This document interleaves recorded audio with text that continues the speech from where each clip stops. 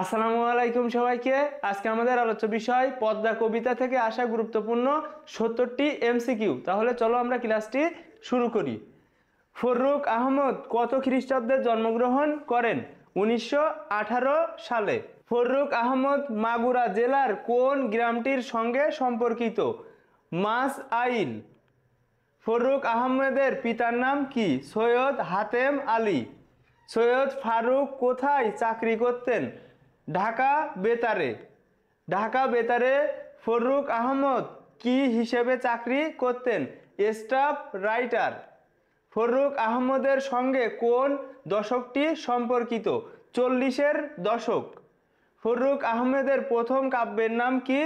সাত সাগরের মাঝি। ফররুখ আহমেদের বিশ্বাস ছিল ইসলামী ঐতিহ্যের পুনরুজ্জীবনে। নিচের কোনটি ফররুখ আহমেদের কাব্যগ্রন্থ? সিরাজাম মুনিরা। নৌফেল ও হাতেম ফররুখ আহমেদের কোন ধরনের গ্রন্থ? কাব্যনাট্য। ফররুখ আহমেদের সনেট সংকলনের নাম কি? মুহূর্তের কবিতা। ফররুখ আহমদ ছোটদের জন্য কি লিখেছেন? ছড়া ও কবিতা।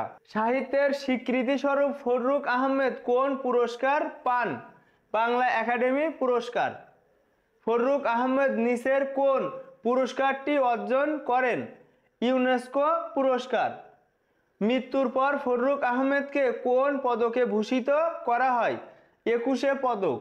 ফররুখ আহমদ কত সালে মৃত্যুবরণ করেন? ১৯৭৪ সালে।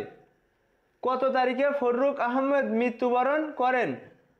১৯ অক্টোবর। ফররুখ আহমেদ কোথায় মৃত্যুবরণ করেন? ঢাকায়। পদ্মা কবিতার রচয়িতা কে? ফররুখ আহমদ। ফররুখ আহমদের জন্মের সঙ্গে সম্পর্ক রয়েছে মাগুরা জেলার ১৯১৮ খ্রিস্টাব্দে ১১ জুন। না, তার জন্ম কিন্তু ১০ই জুন, অর্থাৎ দেখো প্রথম দুইটা সঠিক উত্তর।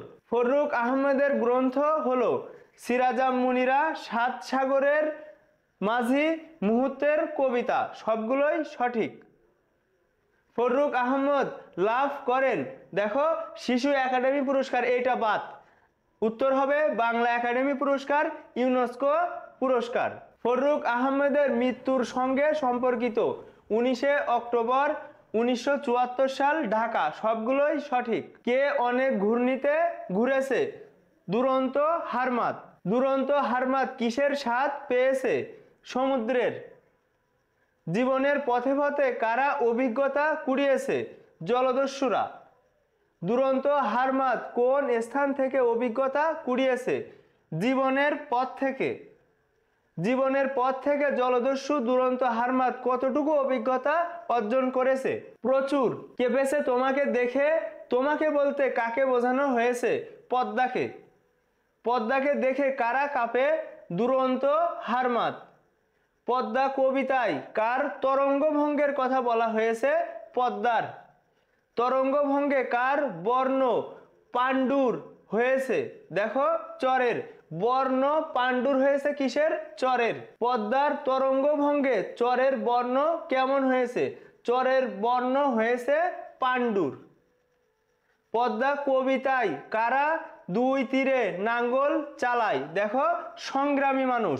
এই সংগ্রামী মানুষ পদ্মার দুই তীরে অর্থাৎ চরে নাঙ্গল চালায়। পদ্মা কবিতায় কোথায় নাঙ্গল চালানোর কথা বলা হয়েছে?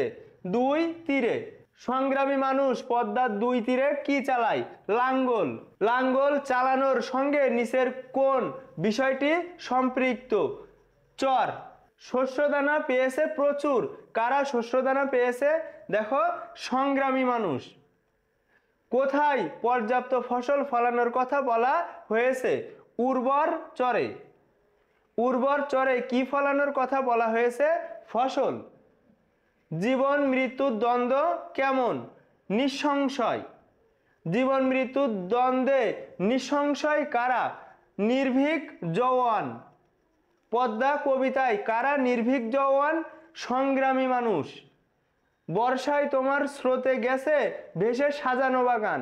এখানে কার স্রোতের কথা বলা হয়েছে? পদ্মার। সাজানো বাগানের সঙ্গে নিচের কোনটির সম্পর্ক রয়েছে? পদ্মার স্রোতের। জীবনের অজস্র সম্ভার কখন ভেসে যায়? বর্ষার সময়। পদ্মা কবিতায় কেমন আহ্বান জাগার কথা বলা হয়েছে? পরিপূর্ণ আহ্বান।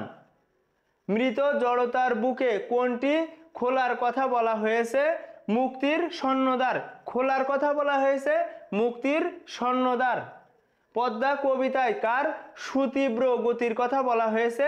সুতীব্র গতি হচ্ছে পদ্মার। পদ্মার স্রোতধারা কেমন? দেখো, প্রদীপ্ত। স্রোতধারা কেমন? প্রদীপ্ত। পদ্মা কবিতায় জলদস্যু হারমাদ জীবনের পথে অভিজ্ঞতা কুড়িয়েছে বহু বছর ধরে। এইটা কিন্তু বাদ। এর সঠিক উত্তরটা হবে অনেক ঘূর্ণিতে ঘুরে সমুদ্রের স্বাদ পেয়ে, অর্থাৎ 2 ও 3।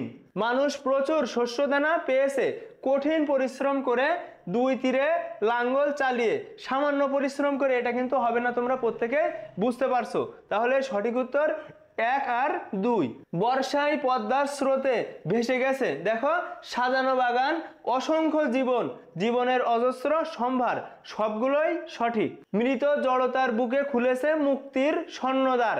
দেখো এখানে পদ্মার সুতীব্র গতি, পদ্মার স্রোতধারা, পদ্মার উল্লাস, না পদ্মার উল্লাস এটা কিন্তু হবে না, হবে পদ্মার সুতীব্র গতি, পদ্মার স্রোতধারা, অর্থাৎ 1 ও 2। হারমাদ শব্দের অর্থ কি? দেখো, পর্তুগিজ জলদস্যু। তরঙ্গ শব্দের অর্থ কি? ঢেউ। পাণ্ডুর শব্দের অর্থ কি? পাংশুটে বা পাশুটে। জওয়ান শব্দের অর্থ কি?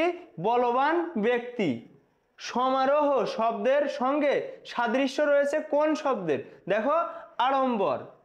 সম্বল শব্দের অর্থ কি? পাথেয় বা সমস্ত বস্তু বা সমস্ত বিষয়, সমস্তটুকু।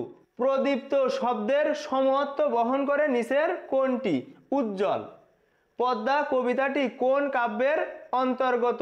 দেখো, কাফেলা। কাফেলা কাব্যগ্রন্থের সাথে কোন সালটির সম্পর্ক রয়েছে? 1980। বাংলাদেশের অসংখ্য নদীর মধ্যে পদ্মা সর্ববৃহৎ।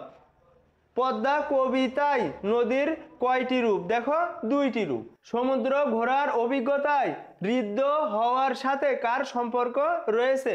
জলদস্যুর। কখন পদ্মা জলস্রোতে স্ফীত হয়? দেখো, বর্ষাকালে। পদ্মা কবিতার মিল বিন্যাস কি? এখানে সঠিক উত্তর এটা তোমরা একটু মুখস্থ করে নিও। পদ্মা কবিতার চরণ সংখ্যা কত? 14টি। পদ্মা কি ধরনের কবিতা? এর সঠিক উত্তরটা তোমরা কমেন্টে জানাবে।